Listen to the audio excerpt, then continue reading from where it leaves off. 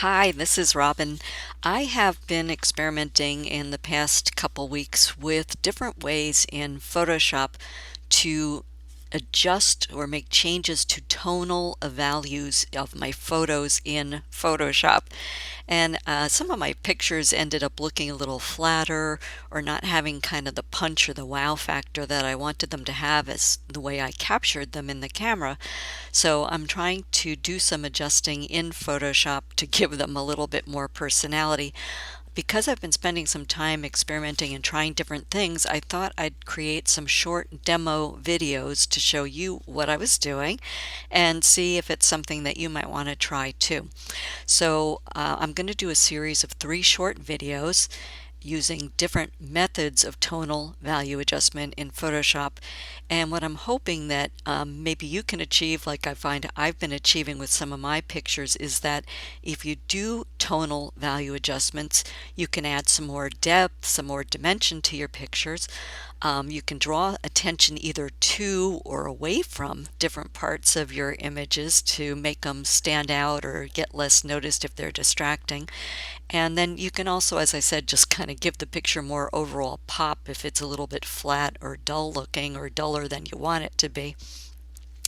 So these are the 3 methods. Let me go to this other slide here to show you that I have been working with and experimenting with, and that I wanted to make some demo videos of to show you what I'm doing.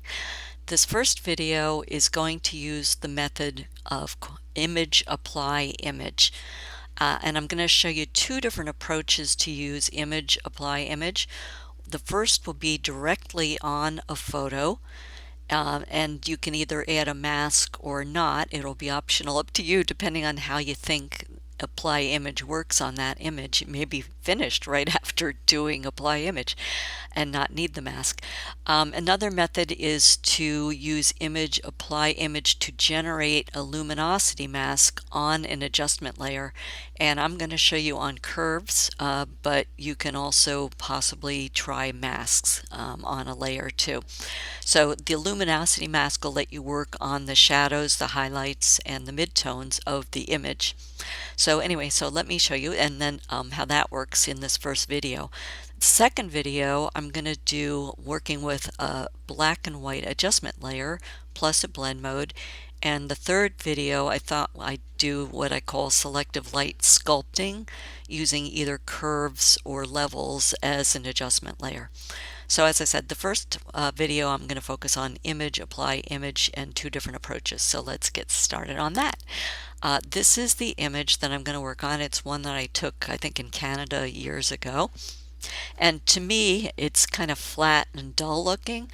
Now, I suppose it could look sort of like a faded old postcard if you like that look, but for my purposes and for purposes of a demo, I wanted to show how we could add a little bit more personality to this picture.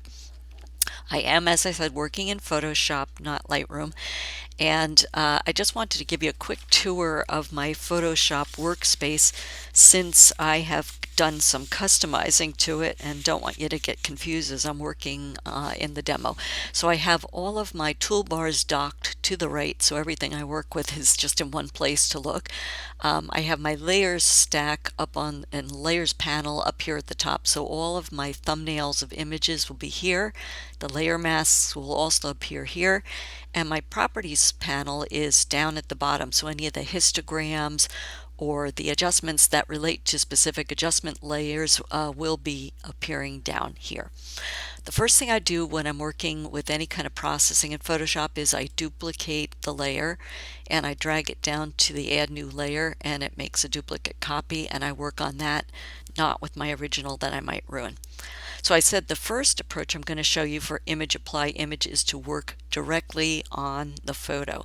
So we go over to the image menu, which is over here on the top left, click on that and slide down and click on apply image. And what it does is it immediately pops up this apply image panel with some information that's fixed and some you can alter. So let me just walk quickly through some of these things so that you can see what it is that you're working with or going to be working with. Source is just strictly the number of my image, so that's the number my camera generated. Layer, the default is merged, And what I typically will do is choose the layer I'm working on rather than just use merge. Merge is good if you have a whole stack of layers, and then it just kind of merges them all to work on them and apply image. But for purposes here, I'm going to change this by clicking on this little down arrow, and I'm going to choose the layer I have active, which is background copy. The next thing you have a choice of working with in Apply Image is the channel that you want to work with. So the first choice that comes up is RGB, so that's the red, green, and blue channels. And again, there's a little down arrow, so that means there's other choices. And you can choose to work with just the red channel. So you can choose to work with any of these channels individually too. So if you watch over here on the image, as I click on each of these individual channels, you can see some changes to my image. So watch, if I click on the red channel, see what it did to the sky and different parts of the image. If I click on the green channel, it changes it yet again to other parts of the image. And if I click on the blue channel, you can see the changes that are made.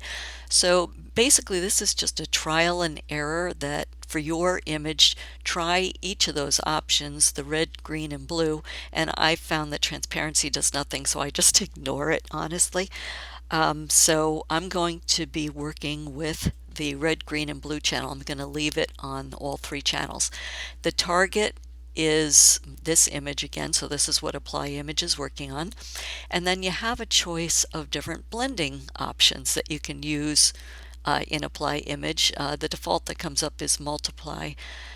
So again, down arrow, click on that, and you can see all these different options. Now, unlike channel where you had to click on each of the individual channels to see what effect it would have, this under blending, you can just mouse over it. So again, trial and error, just hover over each of the different blending approaches and see what it does to your image.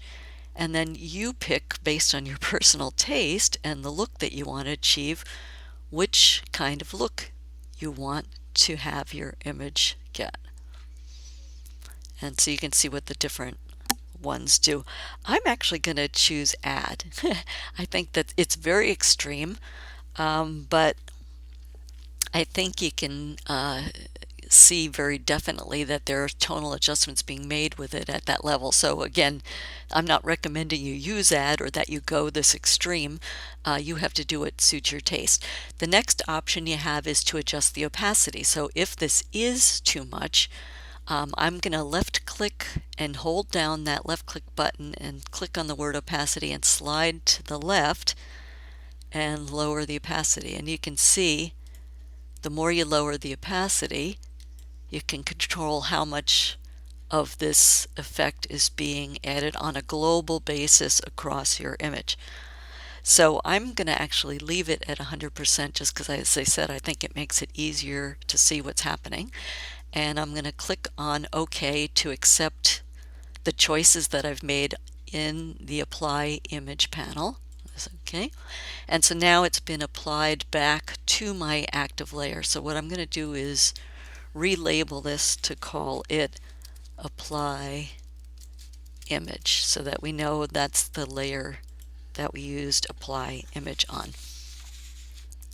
And I can show you, if we click that off, you can see it's very definitely making tonal differences and adjustments to my original image.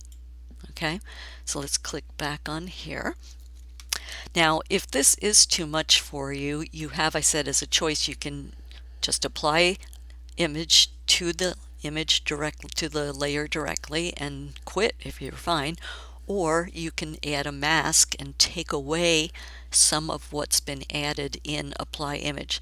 So if I want to add a mask to this and take away some of what was done, I'll click on the Add Layer Mask icon, which is this rectangle with the circle in it, and you can see we've added a white layer mask to this layer, and we know it's active because there's a white frame around the outside. If I clicked on the layer thumbnail, then you can see the white frame is there, but we want to work on the mask. We want to take our paintbrush tool, so click on that, and we want to paint with black on a white mask. So in Photoshop, white reveals or shows and black hides. So right now we are showing, because this is white, the entire apply image effect. So if we paint with black on that mask, we will hide some of the effect. So I have my mask tool active. I want to be sure I'm painting with a soft brush for my purposes. So I've got the soft brush active.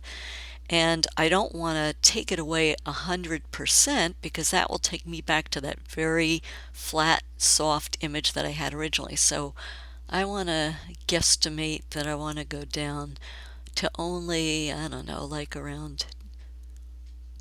roughly around 20%. Let's say 21%. That's close enough to 20. And then what I'm going to do with the mask active is start painting directly on my image and paint away some of this apply image effect where it maybe blocked up some of the shadow. So you can see it's getting less dark where I'm painting. I'm going to paint here. You can see how dark this is. So if I paint some of that away, we get some of the more of the details back in the building, but still retain some of the drama that's there. Here's an area that's the shadows are blocked up. We lost some of the front of this building, so and the sun is hitting here, so we don't want that too dark there. And then maybe open up some of the treetops where the light is hitting and some of the shadow underneath there. Okay, so at this point now we have applied image using a certain blend mode and opacity. I've created a mask to take away some of the apply image. And this, where I painted with black, let me show you the mask. So anything that's white, that apply image is working completely there. And in these areas, I've taken away with a grayish tone versus black some of the apply image effects. So that's what we're at now. If we go back and compare our original image to there, you can see we've made some pretty dramatic tonal adjustments to this image already. Let me just go back and put this back to 100% so I know where I am here. Okay, so that's just doing kind of a one-step process. But now our sky looks kind of dull and kind of washed out relative to the building. So what I'm going to do is make a duplicate of this layer. And again, you can see it's the same look. And using this layer active, I'm going to go and try to select the sky and see if I can make some more adjustments to the sky using apply image and see if we can add some more personality back there. So let's do select from the select menu, go down to sky and click on sky and then wait while Photoshop does its thing. And now you can see there are marching ants around the sky. So we've gotten a selection of the sky, and we're going to go to our mask icon at the bottom of the layers panel. Click on that, and you can see that Photoshop has generated a layer mask that's just the sky. So clicking on that mask, I'm using the Alt key and clicking on the mask. And if you have a Mac, I believe if you click Option and Mask, it'll show this. So you can see we have our white is revealing where the sky is in the mask, and the black is hiding the foreground. So we're not going to do anything to affect the foreground because it's black. So we'll toggle again, Alt click on the mask or Option click on the mask, and you have your image visible again. So click on your image so that the white frame is around the image and your image is active. And we're going to duplicate the process we did in the first place. We'll go back to Image, Apply Image, click on Apply Image. We'll get our box, and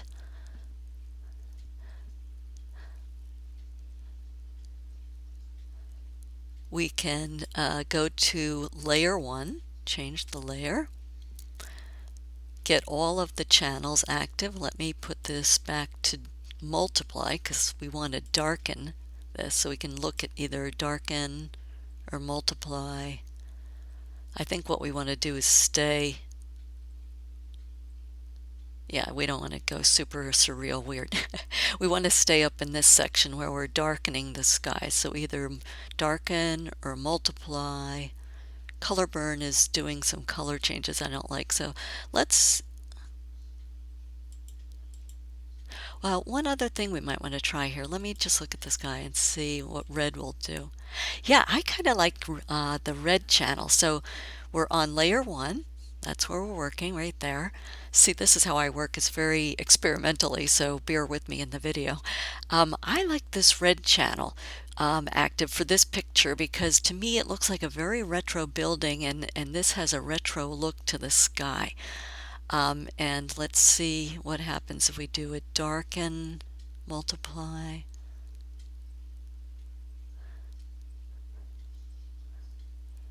I'm just scrolling down here to see what we want to do with this. So I kind of like darken versus multiply because there's too much white here.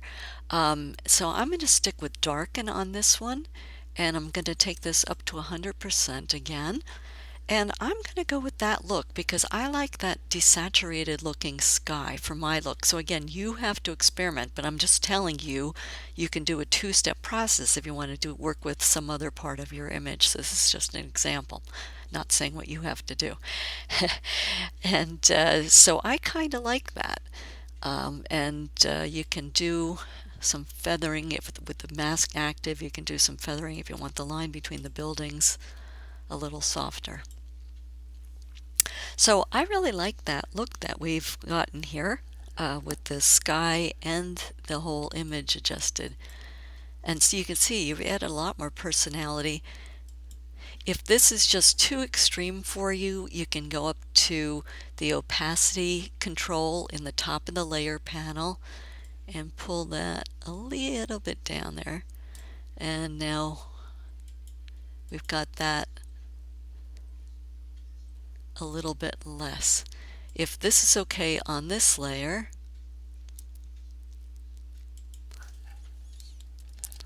you can also do a little less opacity this way. Okay, so that's the first approach, is doing apply image on the background on a duplicated copy of your background layer, choosing the options that you want within the apply image panel, seeing if it's fine the way it is, or if you want to add a mask and mask out some areas of the image. Then if you want to apply image to a different part of your same image, you can duplicate that layer that you've already made the adjustments to, create a mask, and make sure that the white is revealing or showing the areas that you want to work on. Then before you apply image, make sure you have the photo part of the layer, the thumbnail, photo thumbnail highlighted versus or framed, I guess is a good way to say it, versus the mask. And then just do that image, apply image process again. And so then you can end up with your image. Okay, so let me throw out, oh, well, and one other thing to mention here, and again, we're not talking about finalizing images, but if it was me doing this as a final image, I would also then, after I got all the tonal values the way I wanted, I would, for this image, take the crop tool and get rid of some of this distraction at the bottom and kind of come up above where that is and maybe bring this down a bit so there's not too much sky. And I'm not going to accept it, but you can see that without all that other distraction there, it makes it a much tighter image. So I'm going to cancel that, and I'm going to get rid of all of the apply image layers that I did directly to the image and get them out of the way. The second approach that I said I would show you and demonstrate for using apply image is as a luminosity mask on an adjustment layer. And a luminosity mask is going to show you the different tonal values of your image, the shadows, the highlights, and the midtones, so that you can adjust them selectively. Because again, as I said in Photoshop with masks, the white reveals or shows, the black hides or conceals, and the gray shows you a little bit. So by creating a luminosity mask with those values, you can adjust certain portions of your image. I like to do it, and I'm going to demonstrate it with a curves adjustment layer, but you can try it with levels if you prefer working with levels too. So again, working with my sample image, I'm going to duplicate that layer, and we're going to do the luminosity approach this time. So as I said, I want to work on a curves adjustment layer. So I'm coming down to my adjustment layer icon, which is that circle, divided circle in the layers panel.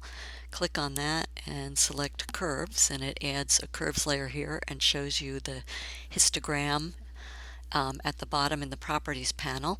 I want to be sure that my white mask is framed and active.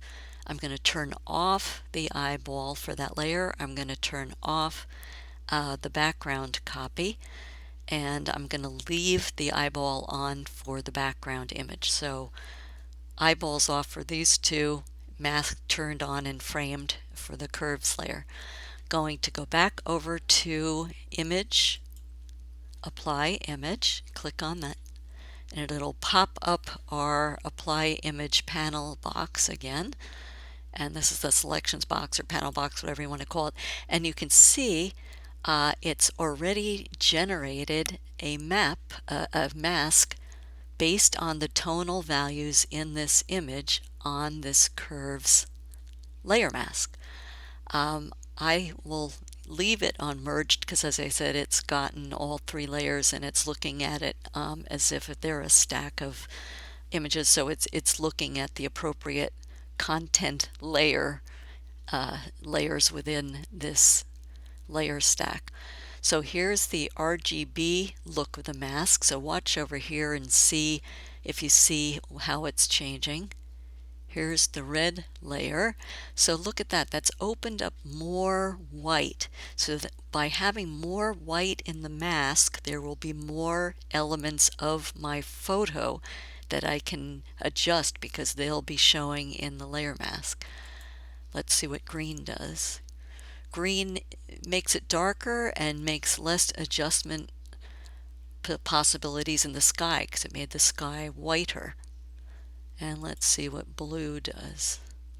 So blue just basically made it really white in the sky, so you can't adjust anything there. It added a lot more darkness to the mask, so there'll be fewer areas that can be adjusted by the curve in there, and it's added a lot of black down in the lower part of the image.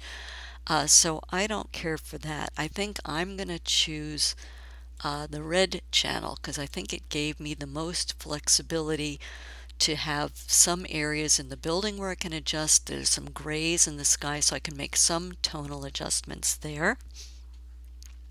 And then let's look and see at the blending options what we can do here and see what will give us, or give me, the flexibility to adjust it. So I'm seeing some, as I hover over each of these blending options, I am seeing, oh, look at that, that's made a lot of the image, the mask white.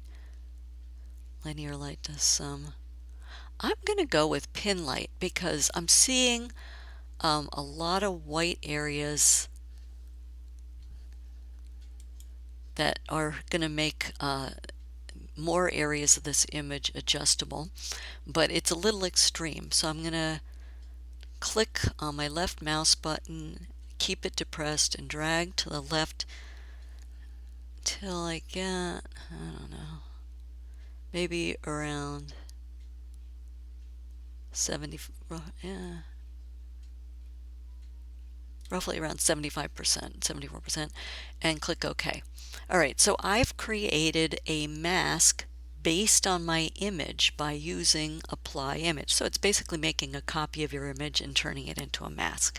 And if I click Alt on my Windows and Option, if you click Option on a Mac, oops, let me turn this on, we can see what the mask looks like. So Now I want to have this layer. So you can see we've gotten a pretty good copy. A lot of the image is adjustable. Some of the areas that are the darkest are going to be less adjustable than others, and I like that. So I'm going to click on Alt again and click on that mask to return me to the color image. As I said, we've got the eye icon turned back on because now we want to click on the curves adjustment thumbnail and then come down to the properties panel for curves. Okay. And what I like to work with, because I think it's just easier and it gives me some good options, rather than starting to deal with moving the curve in the adjustments curves, I like to just see what I can get from the presets that are in here. So this, what you're seeing now, is the default. This is how it looks with color negative. I don't think that's the way I want to go.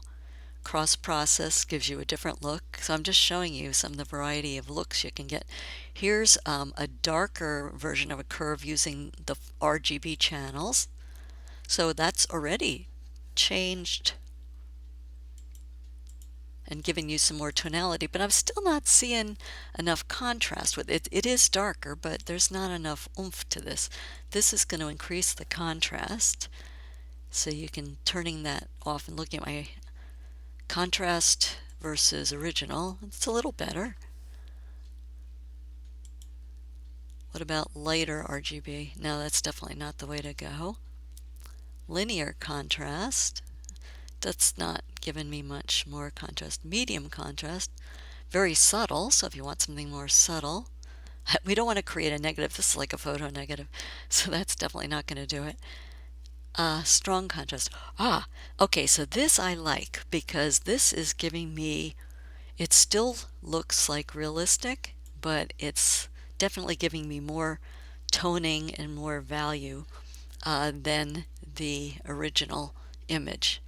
So if I click that off and look at the original and look at that, I think that's a much better look. If it's a little bit too much for you, you can come up to the opacity in the layers panel and adjust that a little bit.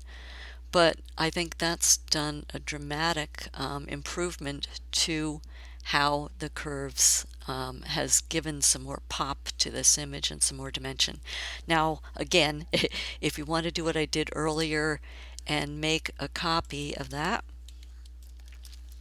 and then do the method I just showed you before, where you do a selection of the sky and then do apply image just to the sky, you could add some more pop to that sky just like I did before. But I just wanted to demonstrate in this part of this video how to create a luminosity mask and how to use it to apply a curve to your image. So that's the end of my demo for this first example of different ways to use tonal value adjustments to add more oomph to your images in Photoshop. And this video was focused on image, apply image. I showed you how to work directly on a photo with and without a mask, and I showed you how to generate a luminosity mask in image, apply image on an adjustment layer in order to make some changes to your image in that way. So the next video I'll make, it'll be a separate video, will be on how to use a black and white adjustment layer with blend modes. Thanks. Hope you can try these and hope it'll work for you.